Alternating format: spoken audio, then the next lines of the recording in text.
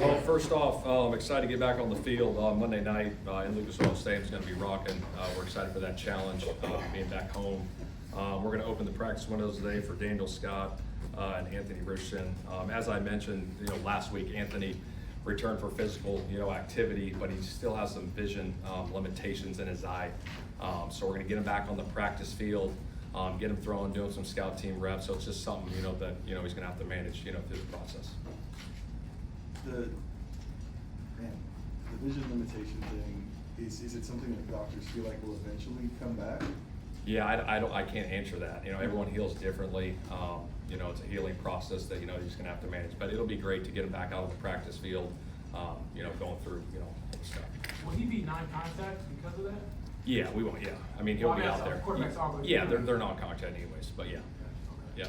And along those lines, though, He will do some team reps, you said some scout team reps? Yeah, some scout team reps. I mean, we'll have a short practice today, but yeah, he'll get into individual throwing routes and we'll get him out there. how do you gauge, progress with that sort of thing over the next couple of days? I think it's just talking to him and managing it and see how he manages, with the vision, going through that. Obviously taking snaps and throwing and doing all that stuff. So we'll go through that process. And then mentally, he's been through a lot this year, Yeah. very unique injury. How have you gauged that part of it while he was away from the team and trying to just get back to this moment? Yeah, no, that's a good question. I think obviously that was a freak incident that happened in the locker room. So, like I said, it's good to get him back out there. That'll be great. And he's handled it really well with grace and dignity and all those different things. But he's been doing it the right way, getting back in here, getting back in the fold and working out. It's been good. What would the next step in this process be with him? Is it just seeing those vision limitations are gone, and now you guys can maybe work him into practice more? Or Yeah. What are you? Yeah, correct. You just see how he practices, see how he's feeling. Obviously, watching the practice tape, talking to him, see how he's feeling. Shane, I know this is kind of a dark question to ask, but the vision doesn't come back all the way. You're saying you don't know if it will. Can you play quarterback in the NFL without that? That's a hypothetical question, so I can't answer it. Can you characterize the limitations? I mean, significant? I know it's his vision, you can't tell, but Yeah. is there anything you can do to characterize that at all? I really can't. I mean, we'll see, how practice goes, and obviously, I know he's excited to get back out there, so that's a great thing. Along those lines, I guess another question along the lines of Steve's, but what allowed him to be cleared to even come back to practice with having vision impairment? Well, the bone's healed, which is good, so you can be back to physical activity, and then obviously you get, go through the process there. Yeah. Shane, given Philip maybe not going to make some plays with his legs, have you explored at all using a couple quarterbacks or short yardage stuff? Those are hypotheticals as well, but yeah, we look at everything. Yeah. We kind of touched on this the other day, but how much evolution do you expect in how you play offensively in week 2 with Philip? And even Jim Bob said each game plan will be specific. Yeah. I mean, do you anticipate it'll evolve at all? Yeah, absolutely. I mean, he was here for 3 days of practice, and then Yeah. now he's got a full week under his belt, being around the guys. Just the different things you can do at the line of scrimmage will be good. So each week the game plan will obviously be different, but we're excited, for this week. Have you had to alter in your approach at all with Philip based on when he was last in the league to now and how defenses have changed over that time, or is it just riding the bike kind of? Yeah, I mean, obviously it's been a while, but I think the way he sees the game is very similar to when he played. You know what I mean? Obviously he's been a pocket passer his whole career, so that part hasn't changed at all. It's about him seeing us, seeing the defense, getting us in and out of the right place, which he does as good as anybody. Starting off this practice week, where are Buckner, Sauce, and Bernie injury-wise? Buckner is ready to go. He'll practice today. Bernie will not practice, and Sauce won't. But Bernie and Sauce are both progressing really well. So could you see Sauce back at some point this week? Possibly, yeah. Okay. Yeah, he's progressing in the right direction. Okay.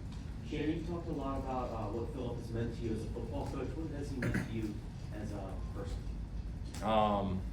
I always talk about character. That's one of my core pillars. The person he is, the father he is, the husband he is.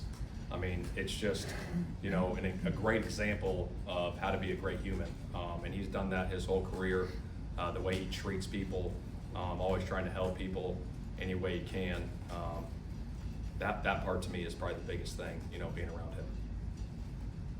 Shane, is there any chance any chance that Anthony, is he trying to be active Monday night, or is that off, is that not? Yeah, he won't be up Monday night.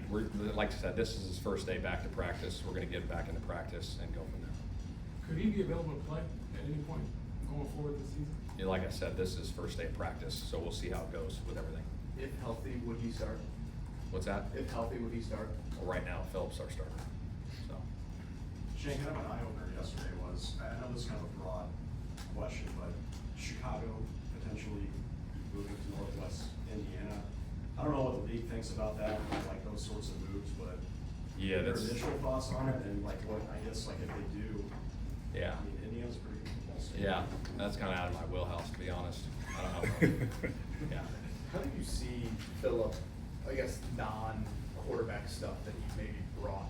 Energy, juice was the word you used. Did you Yeah. see any of that last Yeah, that, week? yeah, absolutely. You could see it, you could feel it in the locker room, all week. You could feel it pregame in the locker room, and then even when he threw his first touchdown pass, you saw how excited everybody was on the sideline. So that juice and that belief, that he's out there, is awesome for a football team. Is it sustainable? Yeah. I mean, you got a guy that loves football, that goes out and gives it everything he's got, the meetings, the practice field, the way he communicates with the guys. We're excited for the challenge each and every week. Shane, the Dolphins, and I know there's two utterly different things, but I'm not asking about the Dolphins, but I'm just telling you for context. But Daniel said a reason why, maybe the reason why he's replacing his quarterback is he wants, the word he used was conviction at that position. He did play through gives him conviction. He says when a quarterback has conviction, it affects the whole team as it relates to Phil. Yeah. Is that what you kind of been talking about? Is juice, conviction, are those similar words? Yeah, that's real. Yeah, you got conviction, you got juice. Obviously, when you got that, a guy that loves the ball and gives it everything he got, I think that gives it belief, in the locker room, each and every day you step on, on the practice field and on that game field on Sundays or Monday nights. Do you coach against it all that Gus is on that staff? Is there anything you do? in the Well, week? he knows what we do, and we know what he does. I mean, there's been so many conversations over the past 8 years. So yeah, I mean, those thoughts are always, you're always thinking like, hey, what's he gonna do if he knows what we know, and so on and so forth. So that's the chess game you play when you go into these type of games. What are your thoughts on excuse me, on Kyle Shanahan? Just philosophically, some of the things he does. I mean, you guys are different, I think, but Yeah. just I don't know. What are your takeaways watching him? I got a ton of respect for him. Obviously been doing it at a high level.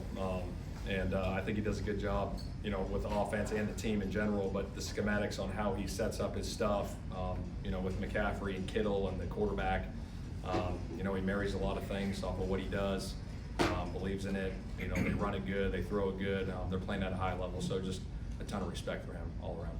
Where is Riley's knee that he was dealing with last week? Is that still lingering? Is that cleared up? Or Yeah, he's cleared. He's good. He's rolling. This is good. I think this is a good opportunity for Riley too. He's still progressing as a young player. To get those mental reps too from a guy that's done it at a high level, I think could benefit Riley in the long run. Can you give the timing to remind me, when did Anthony get the clearance, and when did he find out his vision is just not, when did the doctor tell your vision's not working? Yeah, I think like you get the clearance from the bone structure, that was cleared, obviously, but there was limitations with that, with the vision that's healing. So he's working through that. Like I said, he's gonna have to manage it, get him out on the practice field and go from there. With Phillip, how quickly did you see him pivot from, maybe it's more us in media, but like just the honeymoon stage of, oh my God, this is actually happening, to I want to win for this team. Like he was crushed after that loss, and he looked like he'd been there all year. I think, obviously, it was a crazy 48 hours for him when he got here, but as soon as he got in the building on Tuesday, he said, hey, give me the game plan, we gotta go. It was right away. Obviously, you go through a week of practice, first week of practice, and then now it's just like, it feels normal. This week, you come in, it's like, boom, he's in the quarterback room, going through his process, watching the tape, watching everything that he's always watched. So I know he's fired up for the challenge, to go attack it, Monday night. Do you think getting through some of the unknowns just gives you and him, the rest of the team, confidence? Because you talk about, you don't know, like physically or how the game will go, whatever, just getting through that helps at all? Yeah, absolutely. I think that was part of it. Hey, we get through the first one, obviously had a chance to win it there. He played, pretty darn good for a first time back in a while. So yeah, I think all those, whatever it was going into that game, like, hey, boom, now that's out of the way, and it's time to go. I think the second week of whatever reintegration can help him out arm strength wise, or is that? Yeah, I think so. I mean, you get back into the rhythm of the thing. I think he's always been able to throw it, pretty good. So obviously, this is another challenge this week that we're excited for. But I think getting another full week of practice will be definitely beneficial for him.